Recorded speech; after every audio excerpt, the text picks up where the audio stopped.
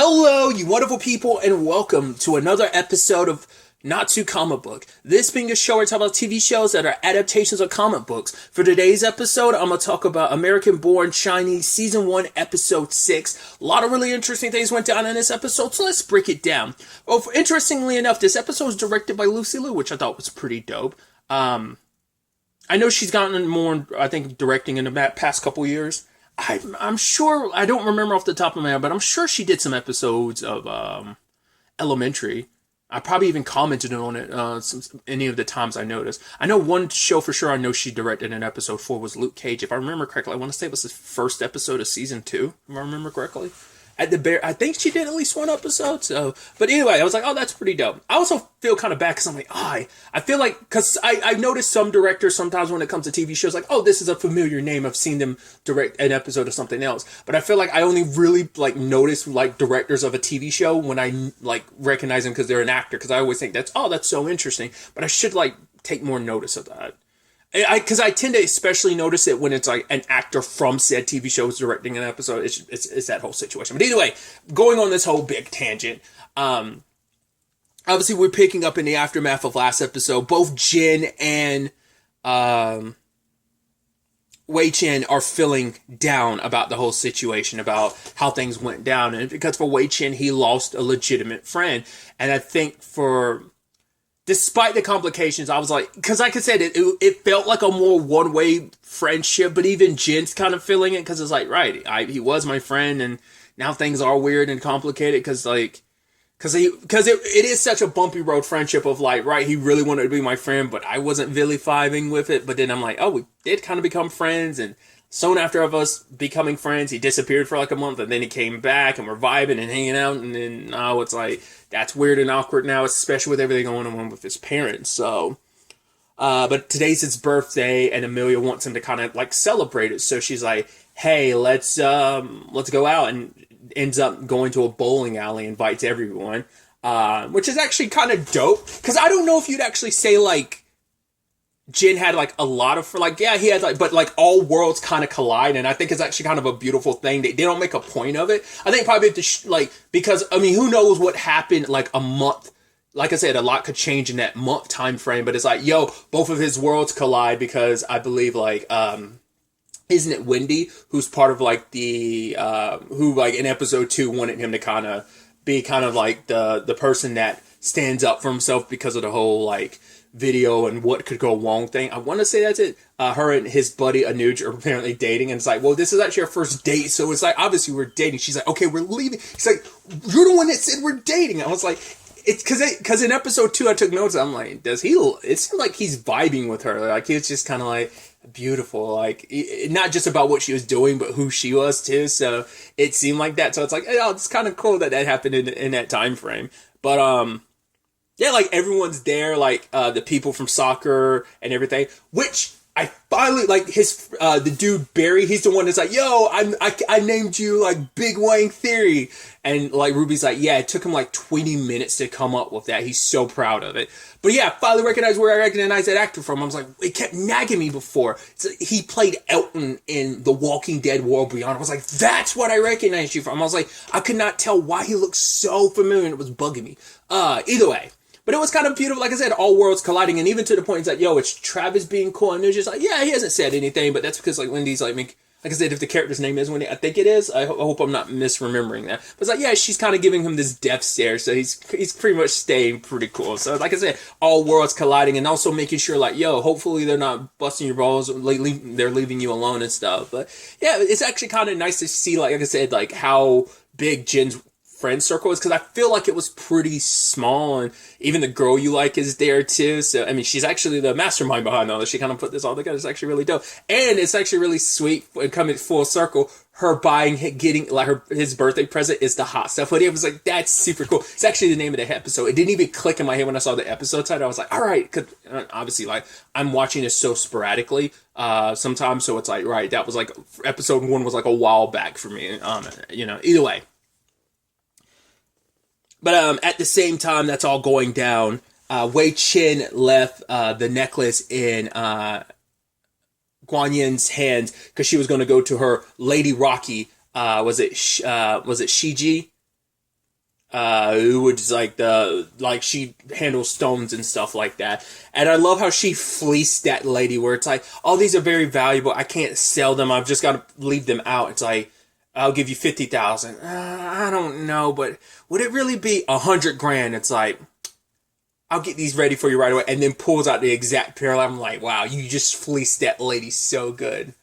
Because it's interesting to see, like, because Guan Yin, it seems like she hasn't been on Earth for a long time. I mean, maybe she's popped in from time to time, but this is her longest stay here. If she's been here at all before now, especially because she's like, all right, this is the throwaway pile, this is the keep pile. It's like, wait, that's not your stuff? And Wei Chen's like, no, it's not, none of that's mine. She's like, well, I'm gonna put it in the keep pile. And he's like, do you want me to throw away all these old packets of like sauce? And she's like, no, are you crazy? She's kind of a hoarder, but it's like, because she enjoys the human experience so much and she loves it all that she's like, oh man, I'm gonna keep all this. I'm gonna treasure all of it. So, whereas, yeah, people are just kind of making their way through, and it's just like, right, she has her dog, was it Pishu, who it's like, yeah, he got turned into a dog by the Jade Emperor because he pooped in the on his lily pad or something like that, and so turned him into a dog and sealed his anus. It's like, Jesus, dude.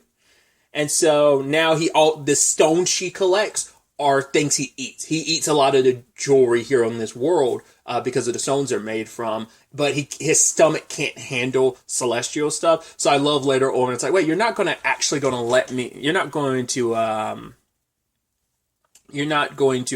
ask me to like check this stone out for you without actually like any payment. So Guan Yin had to give up her bracelet she got from someone, which I love that it's like, she's like,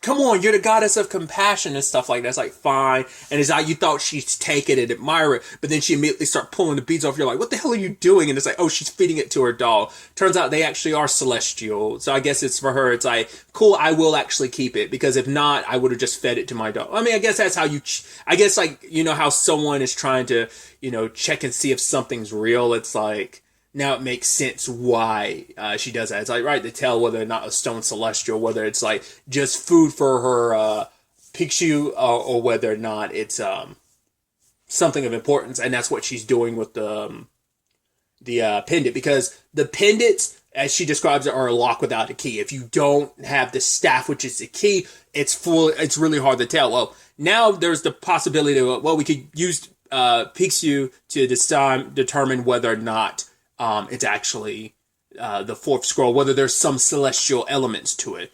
The problem is, if it's not, that pendant is gone forever because the dog ate it. But there seems to be like, there might lean into more like, no, it is pretty significant. So, but I just think it's an interesting choice not to show us, to kind of leave us wondering like, well, is it or isn't it? I'm leaning more towards believing that it is, but I think it'd be really interesting if it's not, because it could be a thing of the pendants themselves are nothing. It's just the actual union of Jin's parents, them finding some peaceful harmony, is what's going to be that in itself is the heart of it. Like the stone is like some physical representation, sure, but it's irrelevant. That connection is what, that power together, that love, it's what's going to make the stone, you know? I mean, the fourth scroll. So that's what my thought process is. So let's jump into, speaking of Jin's parents. I did like him kind of, it's probably not the exact metaphor and example to use, but sort of parent trapping his parents, because he's getting both of their perspectives on what this comes down to. And it's like, right, from his mom's perspective, it's like, it's not even about the money. It's just the thing that she loves about Jin's dad is like, right, he was the big idea guy, and she's like, I love his voice. So it's a combination of just, and that's been consistent of, he was a dreamer at one point in time, and he would always speak up, but now it's like, I don't recognize the man I married. Whereas from Jin's dad's perspective, it's like, your mom is making an investment. Like for him, it's like, an investment should be a sure thing, which is not the case. Like most investments, like all investments are risky across the board, but it's because he's not willing to take big risk anymore. He's not really willing to take big swings. It's a situation of he's trying to take a safe bet, you know, which is understandable, because I think for him, it's just like he's seen like how, Because for her, it's like, if he just wanted to come, like, to work all the time, like, what was the point of coming here? We came to this country wanting something different, you know? And it's like, right, his mom really believes in all of this, because it's like, you know, Jen's like, do you even know what's in all of that? And she's like, yeah, that energy drink you're drinking, do you know what's in it all? And it's like, no. But she knows the ingredients behind, and she sees the business opportunity behind this. And Jen's dad just can't see it. He doesn't see it as business, you know? It's like, there's a lot of DIY like stuff that has turned into full-blown businesses for people, and it's just because it is such a risk, you know. Like I said, I think the roles have kind of switched. Like, she admired how much of a dreamer he is, and she's kind of dreaming, and now it is a situation of, yeah, but we shouldn't take risk. And I wonder what really like stripped that spark from him. And so Jen's trying to make it up, being like, oh, Mom, sorry about she lost a pendant, which she's like, oh, I didn't really like it anyway, but I think it symbolized a lot for them, and so it does mean something to them, especially when they're in the rocky situation they're in. So Jen kind of convinces Dad, like, oh, Mom, you know, wants to kind of make it up with you. Oh, and Dad wants to kind of make it up with you. And so, yeah, but Jen's dad saw through it. It's like, yeah, our son's kind of a terrible liar. And his mom was like, yeah, but he kind of got that from you. So, and it's a thing of like, once again, it's like any relationship, there's struggle there. And it's like, you know, it's like, you know, she's asking like, oh, did you eat? He's like, yeah, I ate already. I'm good. He's like, because he was asking about her headache, and it's like, maybe you should eat something. She's like, I'm fine. Like, it seems like they kind of extend olive branches, but they don't fully take it. I think they're awkward around each other, and they just don't know how to like take this step forward. And it's like, I get what you're trying to do, Jen, but it's like, it's not up to you to try and fix our relationships, our circumstances. I think it's like, right, and probably in their perspective, it's like, it's grown up stuff you're getting mixed up in, you're the kid, but it's like, yeah, but kids can be quite insightful about that stuff. So there's also this situation with Wei Chen, who was invited to the party because Amelia wanted to kind of, you know, extend an olive branch between Jen and him. And I was wondering what the birthday present was, but it was like, oh, this is my mom's herbal powder. And it's like, yeah, but like Guan Yin, I think, blessed it. Now I'm like, is that going to turn into something, or is it just going to be kind of like I don't know. I'm curious. I mean, it's like, right, when you have like a goddess blessing it, that does mean something. So I wonder, is that going to be significant or not? But either way, Jigong and Mo Wang show up trying to get this the fourth scroll, which, hey, he's like, right, we should help each other. We both need each other. The fourth scroll means nothing without the staff, and I have the staff, so we might as well cooperate. But it's like, right, why would I work with like a weak baby with you, or like something like that? And Jin's like, all right, please don't say anything if it's okay, cool. Why didn't you listen to me? And he tried to leave, but it turns into a full-blown fight. And luckily, Wukong showed up, and I think it is like now having the context for their issues, for them to be in the same scene together, for him to be like, oh, how does it feel? Because he tries to summon the staff, but Muwang is like, see, how does it feel to want something that I have for once?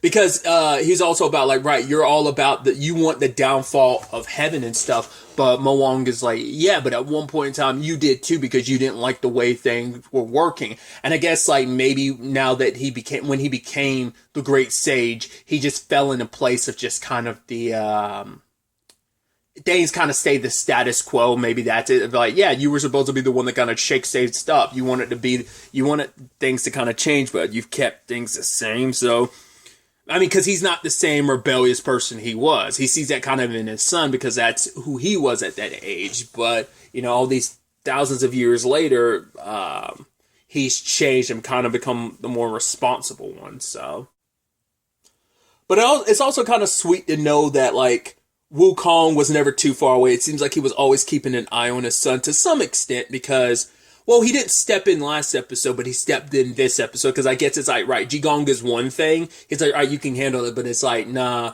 Mo Wang is here, so this is our beef, so it's a different thing. Like, Jigong is like, right, that's also a little bit of a Wukong situation as well, considering, like, you're kind of the reason why he's here in the first place, so. But I think the probably trying to talk Mo Wang down is probably why Wukong was there specifically, but also to keep an eye on Wei Chan, even to the point that Sandy was already there. They make quite the duo going up against Wukong. I do love that whole action sequence.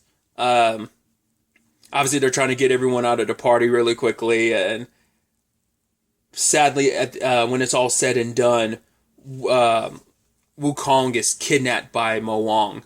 I was thinking that was going to have a terrible turn when he turns the staff and like he ends up a piece of like the glass that Mo Wang had put in it before was there, and I was like, is he about to stab him? Is he about to kill like Wukong? But that ended up not being the case. And obviously Wei Chen is beating himself up, being like, man, this is my fault. This is all happening because of me. Like, I'm the one that lost the staff in the first place. I'm the one that wanted to go on the journey, this quest and everything.